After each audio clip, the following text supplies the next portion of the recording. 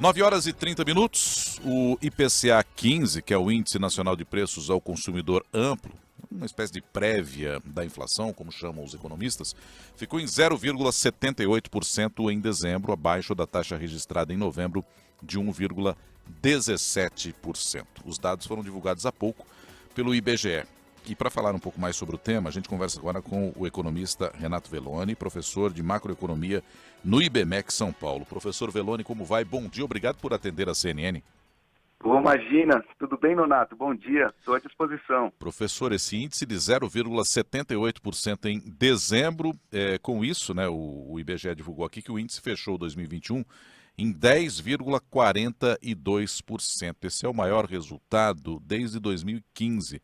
Quando ficou em 10,71%. Primeiro, professor, está dentro daquilo que o senhor imaginava, esse 0,78% para dezembro? Olha, está basicamente em linha, está um pouquinho menor do que a mediana de mercado, das apostas de mercado, né? As principais apostas estavam em 0,81, veio em 0,78, ou seja, sem grandes surpresas. Agora, aqui a gente fecha então com o resultado, né, de inflação de 2 dígitos no ano, o que, lógico, né, um ano bem difícil, né, nesse tema, é um número muito ruim, né, para a gente como economia. Agora, é um número muito ruim, mas que começa a mostrar um pouquinho de melhora, né? Então, já é a segunda divulgação aqui que o índice vem um pouquinho abaixo do esperado, né? Mesmo que pouquinho, isso não acontecia há muito tempo. Também teve aí o índice de dezembro em 0,78, veio bastante abaixo do índice do mês anterior, né? Que estava em 1,17. Então, quer dizer, começa a surgir aí tem um comecinho bem incipiente, mas é uma luzinha aí no fim do túnel aparecendo. Professor, por que é que nós chegamos a esse índice de 2 dígitos na inflação nesse ano de 2021? Como é que a gente pode didaticamente explicar aqui para nós, que somos leigos, entendermos melhor essa situação? E eu pergunto isso porque quando a gente olha 2020, foi o ano em que a pandemia surgiu, foi um ano em que nós tivemos mais fechamentos. É claro que isso prosseguiu no início desse ano de 2021, mas depois houve uma flexibilização, houve uma retomada de atividades. Por outro lado, a gente não conseguiu se livrar da inflação. Por que isso aconteceu? Tem uma explicação clara para isso, professor? Tem sim, Nonato. Na verdade, aqui é um somatório de 3 efeitos, tá? Geralmente a gente tem, né, uma meta de inflação e tem o que chamam da banda, né, de tolerância. Então, geralmente, assim, para um efeito, algum acontecimento, essa banda de tolerância geralmente é suficiente para fazer uma acomodação. Agora, o que a gente teve nesse ano não foi uma explicação, foi uma conjunção de 3 fatores, né? Então, é uma política monetária, né, a maneira como ela foi executada. A gente tem também aí um fator que é um tanto quanto imponderável, né, que é a seca, né? Choveu muito pouco no país esse ano, isso faz com que tanto o preço de alimentos, mas principalmente o preço de energia fique mais caro. E também, aí por fim, o último componente é político, né? Uma descrença aí muito grande, né, dos investidores, dos economistas, de que o governo vai continuar mantendo seus gastos num nível aceitável, né? Então, assim, falando um pouquinho mais aí sobre cada um desses fatores, em termos de política monetária, né, o que o Banco Central fez no ano passado foi o que deveria ter feito mesmo, que é colocar muita liquidez, injetar muito dinheiro na economia. É um período de crise, foi um período de crise, e isso é necessário para manter a economia girando. Agora, é preciso que, ao fazer isso, se fique muito alerta, né, para o momento certo de começar a retirar esse excesso de liquidez do mercado, porque senão a inflação vem. Então a gente vê já a partir, né, o ano já entrou aí com estimativas de IPCA, não só as estimativas, mas também o acumulado de 12 meses já estava muito elevado, e o Banco Central esperou, na minha opinião, esperou aí demais para começar a retirar essa liquidez do mercado.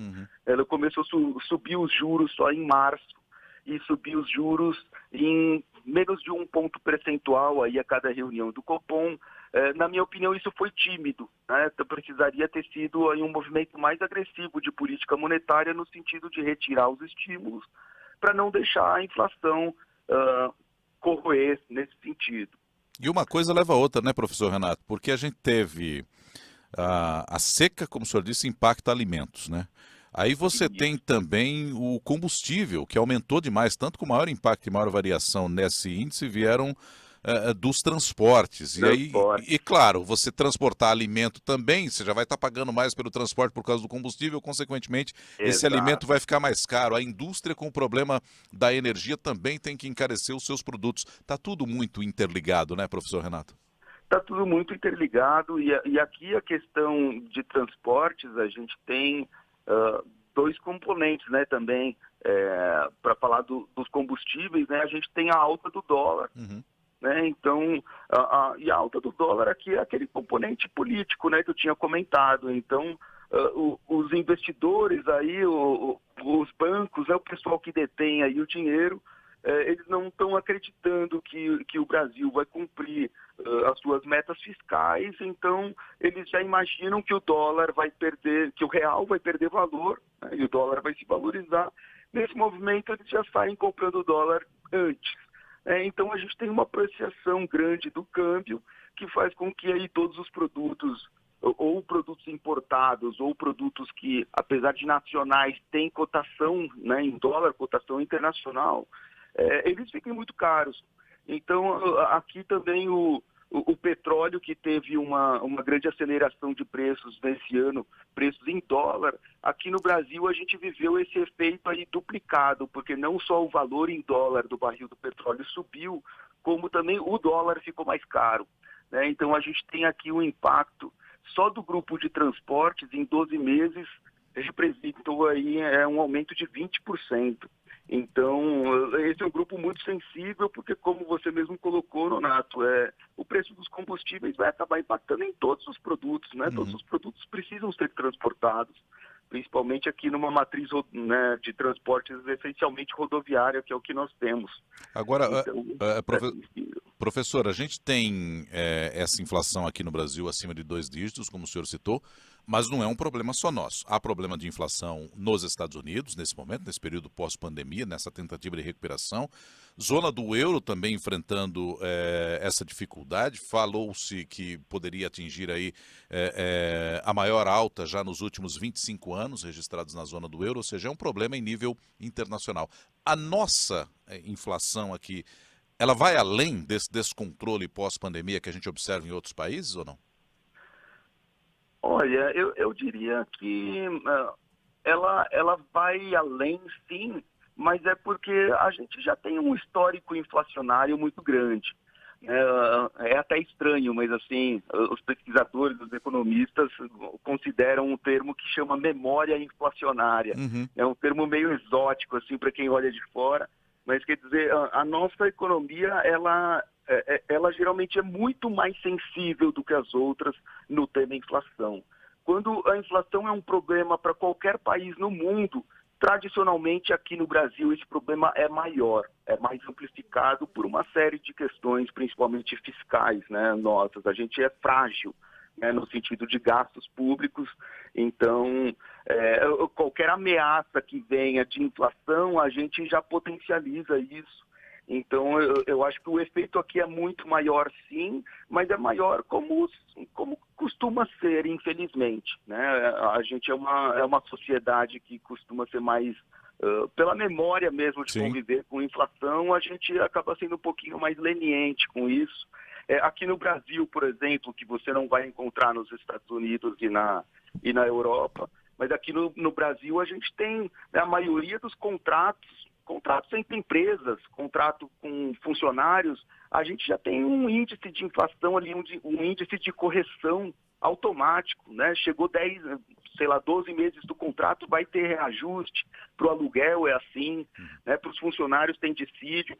Lá nesses países não tem isso, por exemplo. Não é automático que em 12 meses eu vou ter reajuste no meu aluguel, eu vou ter reajuste no meu salário, eles não contam com isso. Então, se tem a inflação, isso não vai ser automaticamente alastrado por simplesmente toda a economia assim, de maneira tão fácil.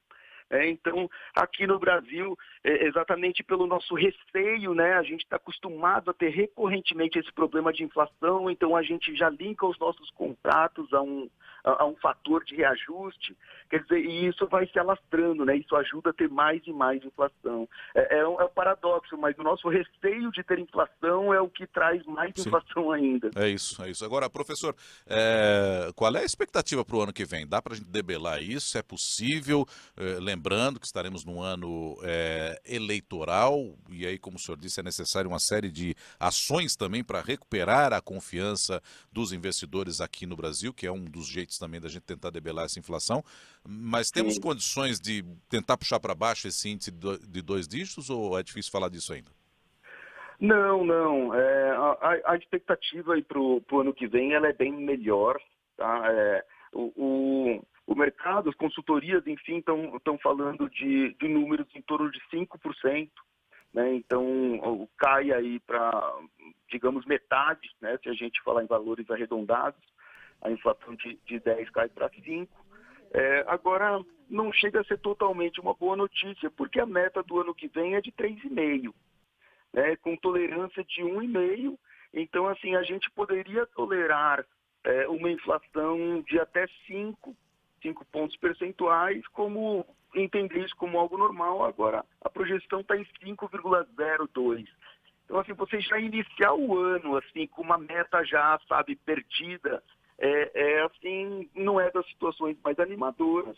Mas quando a gente olha no contexto histórico, né, para vindo de um ano em que cresceu aí 10,4%, né, ter uma inflação só de 5% já anima um pouco. Agora, o Banco Central vai precisar trabalhar de maneira mais enfática, né, porque ele precisa mirar os 3,5%. Né, a meta dele é 3,5%. Então, aqui o remédio é o conhecido juros. Né, então, você precisa aumentar ainda mais os juros. E ao aumentar os juros, a gente conhece os efeitos sobre a atividade econômica, né? Fica mais difícil a vida para todo mundo, consumidores, empresários, enfim, todos.